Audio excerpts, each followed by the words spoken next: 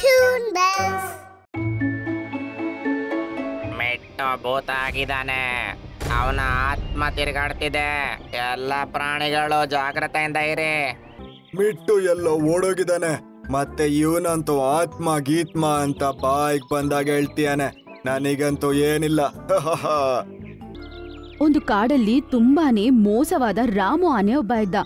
ಅವನು ತುಂಬಾನೇ ಕ್ರೂರವಾಗಿದ್ದ. ಅವನಿಗೆ ಮರಗಳನ್ನು ಬೀಳ್ಸೋದಂದ್ರೆ ತುಂಬಾ ಇಷ್ಟ. ಅದು ಕೂಡ ಪಕ್ಷಿಗಳ ಮನೆಗಳು ಇರುವ ಮರಗಳನ್ನು ಬೀಳ್ಸೋದಂದ್ರೆ ತುಂಬಾನೇ ಇಷ್ಟ.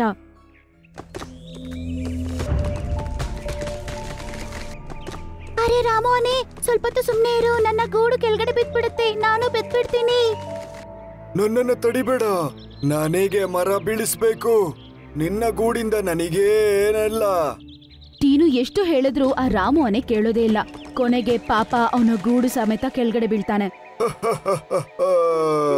ಅವನು ನಗ್ತಾ ಅಲ್ಲಿಂದ ಹೋಗ್ಬಿಡ್ತಾನೆ. ಟೀನು ಪಕ್ಷಿ ಮರದ ಮೇಲೆ ಹತ್ತಿ ಅಳ್ತಿರುತ್ತೆ. ಇದೇ ರೀತಿ ಎಲ್ಲಾ ಪಕ್ಷಿಗಳು ಇರುವ ಮರಗಳನ್ನು ಕೆಳಗಡೆ ಬೀಳ್ಸೋದೇ ಅವನ ಕೆಲಸವಾಗಿತ್ತು. ಅದೇ ಕಾಡಲ್ಲಿ ಅಂಗವಿಕಲ ಗಿಳಿ ಒಂದು ವಾಸಿಸುತ್ತಿತ್ತು. ಅದಕ್ಕೆ ಗೂಡಂತ ಏನೂ ಇದ್ದಿಲ್ಲ. ಅದರ ಬಳಿ ಕಾಲು ಕಾಗೆ ಬಂದು ಈಗಂತ ಹೇಳತ್ತೆ, ಮಿಟ್ಟು ಹೇಗಿದೀಯಾ? ಹಾ, ನಾನ್ ಆರಾಮಾಗಿದ್ದೀನಿ. ನೀನೇಗಿದೀಯಾ? ನಾನ್ ಆರಾಮು. ಮತ್ತೆ ಹೇಳು, ಈ ಮರದಲ್ಲಿ ಏನ್ ಮಾಡ್ತಿದೀಯಾ? ನಾನ್ ಅನ್ಕೊಳ್ತಿದ್ದೆ ಈ ಮರದ ಮೇಲೆ ನನ್ನ ಗೂಡನ್ ಮಾಡೋಣ ಅಂತ. ಆದ್ರೆ ನಾನಂತೂ ಅಪಾಯಿಜ ಅಲ್ವಾ. ನಾನು ಹೇಗ್ ಮಾಡೋದು? ನೀನ್ ಬಂದದ್ದು ಒಳ್ಳೇದಾಯ್ತು. ನನಗೆ ಸಹಾಯ ಮಾಡ್ತೀಯಾ? ಅರೆ ಅದು ನನಗೆ ನನ್ನ ಪ್ರೇಯಸಿ ಒಟ್ಟಿಗೆ ಹೋಗಬೇಕು. ಹೋಗ್ಲಿಲ್ಲ ಅಂದ್ರೆ ಕೋಪ ಪಡ್ತಾಳೆ. ಹೌದಾ? ಅದ್ ಹೇಳೋದನ್ನ ಅಲ್ಲೇ ಬಿಟ್ಬಿಟ್ಟು ಅದ್ ಅಲ್ಲಿಂದ ಹೋಗ್ಬಿಡುತ್ತೆ. ಏ ದೇವ್ರೆ, ನನ್ನನ್ ಯಾಕೆ ಅಂಗವಿಕಲ ಮಾಡದೆ ನೀನು? ನಾನು ಹೇಗೆ ಗೂಡು ಕಟ್ಲಿ?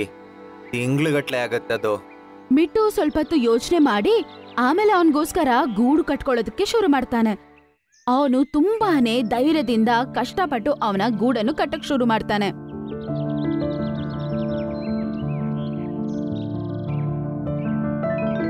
ಒಂದು 30 ದಿನ ಆಗತ್ತೆ ಅದಕ್ಕೆ ಮನೆ ಕಟ್ಟಕ್ಕೆ.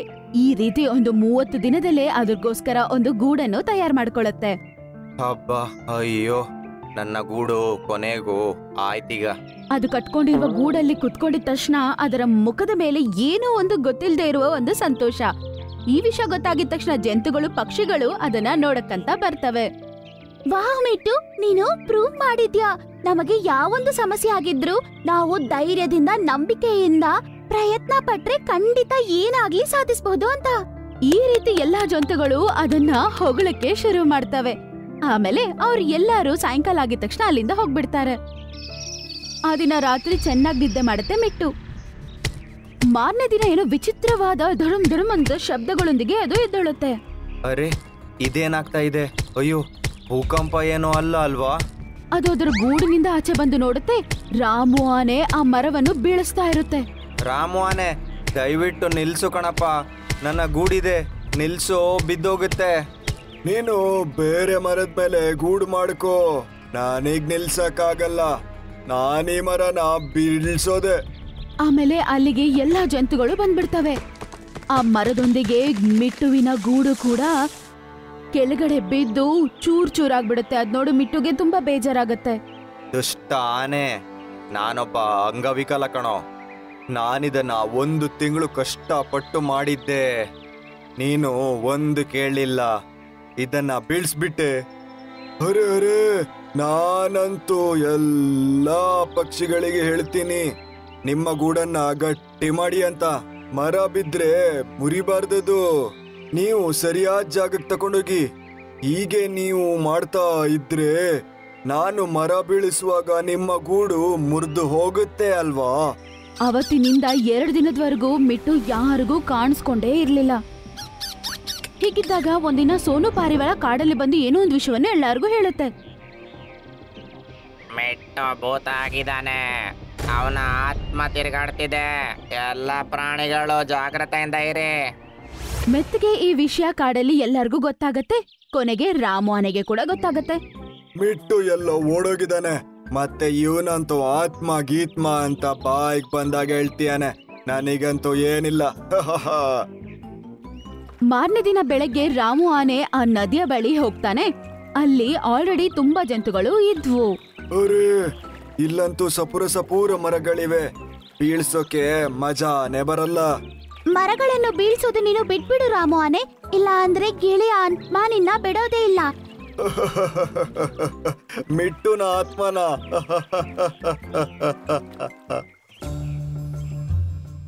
ಹಂಗಂತ ಹೇಳಿ ಅವನು ಮೇನನ ಗೂಡಿತ್ತಲ್ವಾ, ಅದೇ ಮರವನ್ನು ಬೀಳ್ಸಕ್ಕೆ ಶುರು ಮಾಡ್ತಾನೆ. ಮುರ್ದೋಗು. ಅರೆ ರಾಮು ಆನೆ, ನನ್ನ ಗೂಡಿರುವ ಆ ಮರವನ್ನೇ ಯಾಕೆ ಬೀಳಿಸ್ತಿದ್ಯಾ? ನೀನೇ ಹೇಳಿದ್ದಲ್ವಾ ಮಿಟ್ಟುನ ಆತ್ಮ ಬರುತ್ತೆ ಅಂತ. ಕರಿ ಅವನ ಆತ್ಮನ. ಹಂಗಂತ ಹೇಳಿ ಅವನು ಆ ಮರವನ್ನು ಬೀಳ್ಸಕ್ಕೆ ಶುರು ಮಾಡ್ತಾನೆ. ರಾಮು ಆನೆ, ನಿಲ್ಸು. ನೀನೇ ಹೇಳಿದ್ದಲ್ವಾ ಮಿಟ್ಟುನ. ಆಗ ಎಲ್ಲರೂ ನೋಡ್ತಾರೆ, ಅದೇ ಮರದ ಮೇಲೆ ಮಿಟ್ಟು ಬಂದು ಕೂತಿರ್ತಾನೆ. ನಿನ್ನ ಇದೇ ಕೆಲ್ಸದಿಂದ ನನ್ನ ಗೂಡು ಮುರಿದಿತ್ತು, ಅದ್ರಿಂದ ನನ್ನ ಜೀವ ಹೋಗಿತ್ತು. ನೀನೀಗ ನಿಲ್ಸ್ಲಿಲ್ಲ ಅಂದ್ರೆ ನಿನಗೆ ಈಗ್ಲೇ ಶಿಕ್ಷೆ ಕೊಡ್ತೀನಿ ನಾನು. ಓಹೋ, ಸತ್ತೋಗಿದ್ಯಾ? ನನ್ನೆದುರಿಗೆ ನಿನ್ನ ಆತ್ಮ ಇದೆಯಾ? ಸರಿಯಾಗಾದ್ರೆ ನನಗೆ ಪಾಠ ಕಲ್ಸಪ್ಪ. ನೀನು ರಿಕ್ವೆಸ್ಟ್ ಯಾಕೆ ಮಾಡ್ತಿದ್ಯಾ? ಸರಿ, ಹಾಗಾದ್ರೆ ಈಗ ನೋಡು. ಅವ್ನ್ ಹಂಗ್ ಅಂದಿದ ತಕ್ಷಣ ರಾಮು ಆನೆ ಹಂಗೆ ಗಾಳಿಯಲ್ಲಿ ಮೇಲೆ ಎದ್ದೊಳ್ತಾನೆ. ಓ, ನಾನು ಹೇಗೆ ಗಾಳಿಲಿ ಹಾರ್ತಾ ಇದ್ದೀನಿ? ಅದನ್ನು ನೋಡಿ ಎಲ್ಲರೂ ತುಂಬಾ ಶಾಕ್ ಆಗ್ತಾರೆ. ರಾಮು ಆನೆ ಹಂಗೆ ಹಾರ್ಕೊಂಡು ಹೋಗ್ತಾನೆ, ಹಂಗೆ ಮಧ್ಯದಲ್ಲಿ ಹೋಗಿ ನಿಂತ್ಕೋತಾನೆ. ಈಗ ನಾನು ನಿನ್ನ ನೀರಲ್ಲಿ ಬಿಡ್ತೀನಿ, ಇಲ್ಲೇ ಮುಳುಗಿ ಸತ್ತೋಗ್ತೀಯ ನೀನು. ಅರೆ ಮಿಟ್ಟು, ಕ್ಷಮಿಸ್ಬಿಡಪ್ಪ, ದೊಡ್ಡ ತಪ್ಪಾಯ್ತು ನಂದು, ಕ್ಷಮಿಸ್ಬಿಡು. ನಾನ್ ನಿನ್ನ ಗೂಡನ್ನ ತುಳಿಬಾರ್ದಿತ್ತು. ನಾನು ಯಾಕೆ ನಿನ್ನನ್ನು ಬಿಡ್ಲಿ? ನೀನು ಸಾಯ್ಲೇಬೇಕು. ನಾನು ನಿನ್ನನ್ನಂತೂ ಹಿಂದೆ ತರಕ್ಕಾಗಲ್ಲ, ಆದ್ರೆ ಪ್ರಾಮಿಸ್ ಮಾಡ್ತೀನಿ, ಎಷ್ಟು ಗೂಡುಗಳನ್ನ ನಾನು ಹಾಳು ಮಾಡಿದ್ದೀನೋ ಅದನ್ನೆಲ್ಲ ಸರಿ ಮಾಡಿ ಕೊಡ್ತೀನಿ. ಮತ್ತೆ ಯಾವುದೇ ಮರನ ಬೀಳ್ಸಲ್ಲ. ಪ್ಲೀಸ್ ನನ್ನನ್ನ ಬಿಡ್ಬಿಡು. ಹಂಗಂತ ಹೇಳ್ತಿದ್ದಂಗ್ಲೆ ರಾಮು ಆನೆ ದಡಕ್ಕೆ ಬಂದು ನಿಂತ್ಕೋತಾನೆ. ಹೋಗಿ ಟೀನುಗೆ ಒಂದು ಹೊಸ ಗುಡಿಸ್ಲು ಮಾಡಿಕೊಡು ನೀನು. ಹಾ, ಈಗ್ಲೇ ಹೋಗ್ತೀನಿ. ಹಂಗಂತೇಳಿ ಆ ರಾಮು ಆನೆ ಅಲ್ಲಿಂದ ಓಡೋಗ್ಬಿಡ್ತಾನೆ.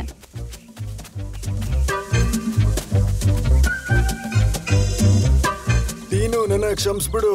ನನ್ನಿಂದ ನಿನ್ನ ಗೂಡು ಹಾಳಾಗಿತ್ತು. ನಾನೇ ನಿನಗೆ ಮತ್ತೊಂದು ಗೂಡು ಮಾಡಿಕೊಡ್ತೀನಿ. ಅದನ್ ಕೇಳಿಸ್ಕೊಂಡಿದ ತಕ್ಷಣ ಟೀನು ಸಂತೋಷ ಪಡತ್ತೆ. ಮತ್ತೆ ಅವನು ಅವ್ನ್ ಕೆಲ್ಸ ಶುರು ಮಾಡಕ್ಕೆ ಅಲ್ಲಿಂದ ಹೋಗ್ತಾನೆ. ಅಲೆ ಮಿತ್ತು, ನೀನು ನಿಜವಾಗ್ಲೂ ಸತ್ತೋಗಿದ್ಯಾ? ಇಲ್ಲ, ನಾನು ಬದುಕೆ ಇದ್ದೀನಿ. ಹಾಗಾದ್ರೆ ನಾನು ರಾಮನ ಗಾಳಿಯಲ್ಲಿ ಹಾರಿಸ್ದೆ. ಆ ಕೆಲ್ಸ ಮಿಟ್ಟು ಅಲ್ಲ, ನಾನ್ ಮಾಡ್ದೆ. ನೀಲಿ ದೇವತೆ? ಅವನ ಗೂಡು ಹಾಳಾದ ನಂತರ ಮಿಟ್ಟು ಅಳ್ತಿದ್ದ. ಆಗ ನಾನು ಅವನ ಬಳಿ ಹೋಗಿದ್ದೆ. ಆಗ ಅವನ್ ನನಗೆ ಎಲ್ಲಾ ವಿಷಯ ಹೇಳ್ದ. ಆಗ ನಾನೊಂದು ಪ್ಲಾನ್ ಮಾಡ್ದೆ. ಅದ್ರಿಂದ ನಾವಿಬ್ರು ಸೇರಿ ಆ ರಾಮು ಆನೆಗೆ ಬುದ್ಧಿ ಕಲ್ಸಿದ್ವಿ. ನೀನು ಒಳ್ಳೆ ಕೆಲಸ ಮಾಡಿದೆ ನೀಲಿ ದೇವತೆ. ಅದನ್ ಕೇಳಿಸ್ಕೊಂಡು ನೀಲಿ ದೇವತೆ ಅಲ್ಲಿಂದ ಮಾಯ ಆಗ್ತಾಳೆ. ಆಮೇಲೆ ರಾಮು ಆನೆ ಅಲ್ಲಿಗೆ ಬರ್ತಾನೆ.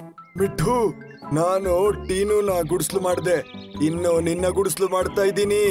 ಮತ್ತೆಲ್ರ ಗೂಡು ಮಾಡೋ ತನಕ ನಾನಂತೂ ಸುಮ್ನೆ ಕುತ್ಕೊಳ್ಳೋದೇ ಇಲ್ಲ. ಸರಿ, ಹಾಗಾದ್ರೆ ಬೇಗ ಹೋಗು, ಇಲ್ಲಾಂದ್ರೆ. ಇಲ್ಲ, ಹೋಗ್ತಿದ್ದೀನಪ್ಪ. ಹಂಗಂತೇಳಿ ರಾಮು ಆನೆ ಅಲ್ಲಿಂದ ಓಡಕ್ಕೆ ಶುರು ಮಾಡ್ತಾನೆ.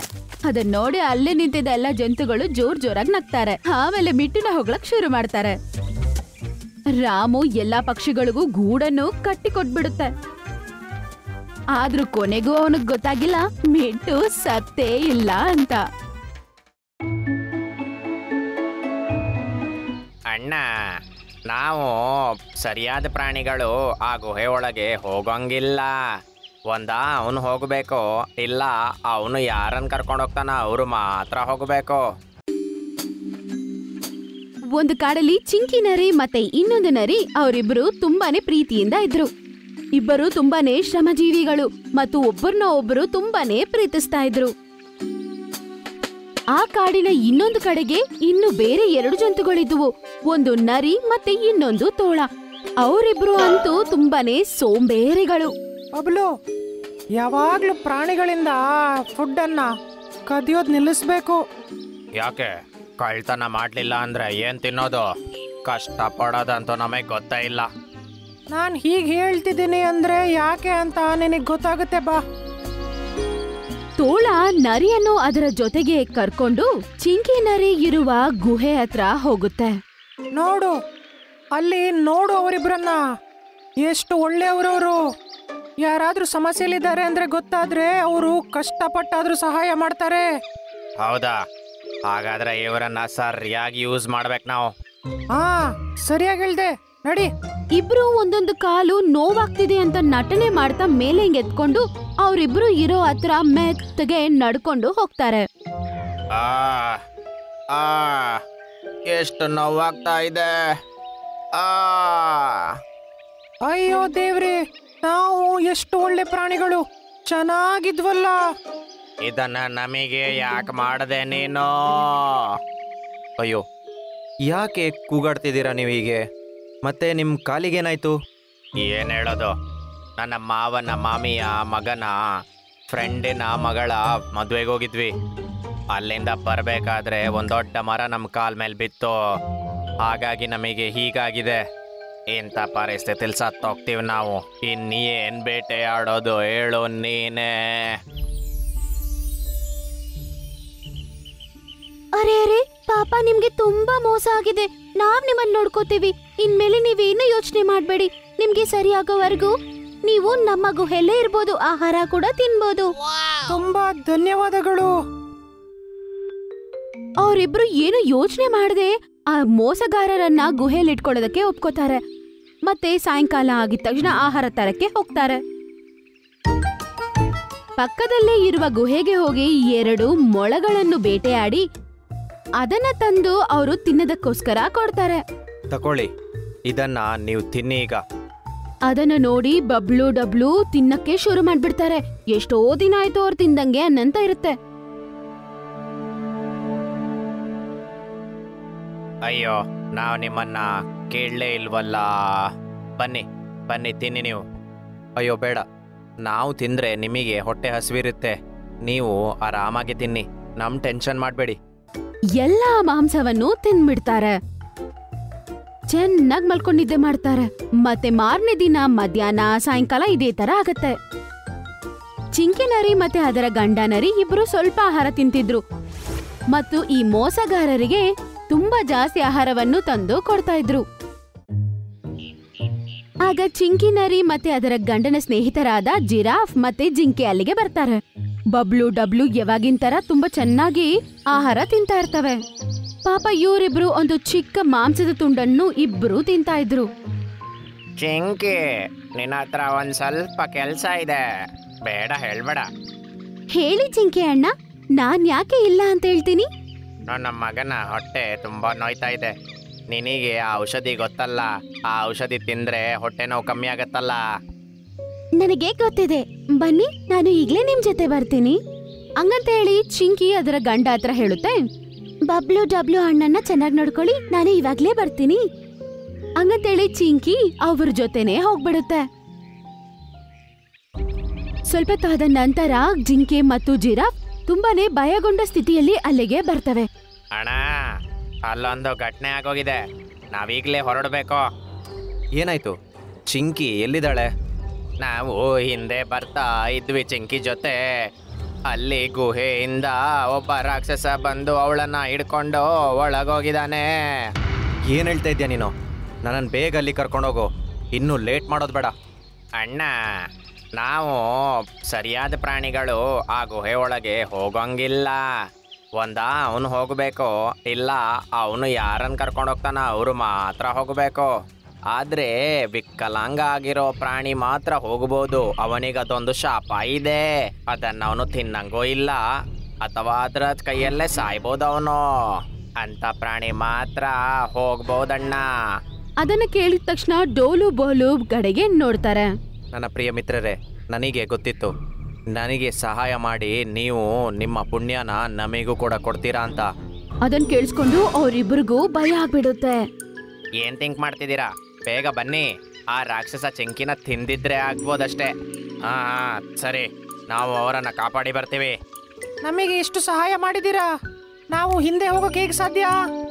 ಇಬ್ರು ಭಯ ಪಟ್ಕೊಂಡು ನರಿ, ಜಿಂಕೆ ಮತ್ತೆ ಜಿರಾಫ್ ಜೊತೆಗೆ ನೀಲಿ ಗುಹೆಯ ಬಳಿ ಹೋಗ್ತಾರೆ. ಇದೇ ಆ ಗುಹೆ, ನೀವು ಹೋಗಿ ಚಿಂಕಿಯನ್ನ ಕರ್ಕೊಂಬನ್ನಿ. ಇಬ್ರು ಸ್ವಲ್ಪ ಧೈರ್ಯಗೊಂಡು ಆ ನೀಲಿ ಗುಹೆ ಒಳಗಡೆ ಹೋಗಕ್ಕೆ ಹೋಗ್ತಾರೆ. ಆಗ ಒಳಗಡೆಯಿಂದ ತುಂಬಾ ಭಯಂಕರ ಶಬ್ದ ಕೇಳಿಸತ್ತೆ. ಅಯ್ಯಪ್ಪ, ಇಂಥ ಭಯಾನಕ. ಅದು ಕೇಳಿಸ್ಕೊಂಡಿದ ತಕ್ಷಣ ಇಬ್ರು ಭಯಗೊಂಡು ಹಿಂದ್ಗಡೆ ಬರ್ತಾರೆ. ಇದು ಅದೇ ರಾಕ್ಷಸನ ಸೌಂಡ. ಇವನ್ ನಮ್ಮನ್ ಕೊಂದ್ರೆ ಅವನಿಗೆ ಶಾಪ ಇದೆ. ಅವನು ಅಂಗವಿಕಲರಿಗೆ ಏನು ಮಾಡಲ್ಲ. ನೀವ್ ಯಾಕೆ ಜೀವದ ಲೆಕ್ಕ ಹಾಕ್ತೀರಾ? ಚಿಂಕಿ ಮತ್ತೆ ಅವಳ ಗಂಡ ನಿಮಗೆ ಎಷ್ಟು ಸಹಾಯ ಮಾಡಿದ್ದಾರೆ. ಹಾ, ಹೋಗಿ ಬೇಗ. ಹಂಗಂತ ಹೇಳಿ ಜಿಂಕೆ ಅವರಿಬ್ರು ಹಿಂದ್ಗಡೆಯಿಂದ ತಳ್ಬಿಡುತ್ತೆ. ಆಮೇಲೆ ಅವರಿಬ್ರು ಸ್ವಲ್ಪ ಧೈರ್ಯದಿಂದ ಒಳಗಡೆ ಹೋಗ್ತಾರೆ. ಮತ್ತೆ ಅವ್ರಿಗೆ ಶಬ್ದ ಕೇಳಿಸತ್ತೆ. ತಿಂದು ಬಿಡ್ತೇನೆ, ಬನ್ನಿ ನನ್ನ ಹತ್ರ. ಅಯ್ಯಪ್ಪ, ನಾವು ಹೋಗಲ್ಲ. ಇಬ್ರು ತುಂಬಾ ವೇಗವಾಗಿ ಅಲ್ಲಿಂದ ಆಚೆ ಓಡ್ ಬಂದ್ಬಿಡ್ತಾರೆ. ನಾವು ಒಳಗೆ ಹೋಗಂಗಿಲ್ಲ. ನಾವು ಸರಿಯಾಗಿದ್ದೀವಿ. ನಮ್ಮ ಕಾಲು ಸರಿಯಾಗೇನೆ ಇದೆ. ಇಬ್ರು ತುಂಬಾ ಸುಂದರವಾಗಿ ಅವರು 4 ಕಾಳುಗಳಿಂದ ನಡೆದು ತೋರಿಸ್ತಾರೆ. ಅದನ್ನು ನೋಡಿ ನರಿಗೆ ತುಂಬಾ ಶಾಕ್ ಆಗತ್ತೆ. ಏನು, ನೀವು ಸರಿ ಇದ್ದೀರಾ? ಹೌದು, ನಾವಿಬ್ರು ಸರಿಯಾಗಿದ್ದೀವಿ. ನಾವು ಹೀಗೆ ಯಾಕೆ ಮಾಡಿದ್ದು ಅಂದ್ರೆ ನಿಮ್ಮ ಒಳ್ಳೆತನದ ಉಪಯೋಗ ಮಾಡೋಕೆ, ಮತ್ತೆ ನಿಮ್ಮೊಟ್ಟಿಗೆ ಆರಾಮಾಗಿ ಜೀವನ ಮಾಡೋಕೆ. ಕೊಳ್ಳ ನನ್ನ ಮಕ್ಕಳ, ನೀವು ನಿಮ್ಮ ಕೆಲಸ ಮಾಡಿಕೊಂಡು ನಿಮ್ಮ ಬಣ್ಣ ತೋರಿಸ್ಬಿಟ್ರಲ್ಲ, ನಾನೇ ಅವಳನ್ನ ಕಾಪಾಡ್ಕೊಳ್ತಿರ್ತೀನಿ. ಆಗ ಜಿಂಕೆ ಹೀಗಂತ ಹೇಳುತ್ತೆ. ಸಾಕು, ಕೆಲಸ ಆಯ್ತು. ಇಬ್ರು ಹೊರಗಡೆ ಬನ್ನಿ. ಆಗಂದಿದ ತಕ್ಷಣ ಗುಹೆ ಒಳಗಡೆಯಿಂದ ಕಾಲು ಕರಡಿ ಮತ್ತೆ ಚಿಂಕಿ ನರಿ ಆಚೆ ಬರ್ತಾರೆ. ಏ ಚಿಂಕಿ, ನೀನ್ ಸರಿಯಾಗಿದ್ಯಾ? ಮತ್ತೆ ಬಾಲು ಯಾಕೆ ನಿನ್ನೊಟ್ಟಿಗಿದ್ದಾನೆ? ಜಿಂಕೆ, ನೀನ್ ಹೇಳ್ದೆ ರಾಕ್ಷಸ ಹಿಡ್ಕೊಂಡಿದ್ದಾನಂತ. ನನಗೆ ಗೊತ್ತಾಗ್ತಾನೆ ಇಲ್ಲ. ನಮ್ಮಿಬ್ರಿಗೆ ಇವರಿಬ್ರ ಬಗ್ಗೆ ಸರಿಯಾಗೇ ಗೊತ್ತಿತ್ತು. ನಿನ್ನೆ ನಾವು ನಿನ್ನನ್ನ ಇವ್ರ ಜೊತೆ ನೋಡಿದೆ. ಮತ್ತೆ ಫ್ರೀಯಾಗಿ ತಿಂತಾ ಇದ್ರಲ್ವಾ, ಇವರ ಬಾಯಿಂದಲೇ ನಿಜ ಬರಬೇಕು ಅಂತ ಇಷ್ಟೆಲ್ಲ ನಾವೆಲ್ಲ ಸೇರಿ ನಾಟಕ ಮಾಡಿದ್ದು. ಹಾ, ಮತ್ತೆ ಅದು ರಾಕ್ಷಸನ ಧ್ವನಿ ಅಲ್ಲ, ನನ್ನ ಧ್ವನಿ. ನಮ್ಮನ್ನ ಕ್ಷಮಿಸ್ಬಿಡಿ, ನೀವು ದಯವಿಟ್ಟು ಕ್ಷಮಿಸ್ಬಿಡಿ. ನಮಗೆ ತಪ್ಪಿನ ಅರಿವಾಗಿದೆ. ಸರಿಯಪ್ಪ, ಈಗಲೇ ಇದನ್ನ ಬಿಟ್ಬಿಡಿ. ಆದ್ರೆ ಇಂಥ ಕೆಲಸಗಳನ್ನ ಯಾರೊಟ್ಟಿಗೂ ಇನ್ನು ಮಾಡಬೇಡಿ. ಇಲ್ಲ, ಇನ್ನು ಮಾಡಲ್ಲ. ಸ್ನೇಹಿತರೆ, ಒಳ್ಳೆ ಕೆಲಸ ಮಾಡೋದು ಒಳ್ಳೇದೇ, ಆದ್ರೆ ಎಲ್ಲರನ್ನ ನಂಬಿಕೊಂಡು ಅವರಿಗೆ ಸಹಾಯ ಮಾಡೋದು ಒಳ್ಳೇದಲ್ಲ. ಯಾರಿಗೆ ಸಹಾಯ ಮಾಡ್ತಾ ಇದ್ದೀವಿ ಅಂತ ತಿಳ್ಕೊಂಡಿರೋದು ಒಳ್ಳೇದೇ.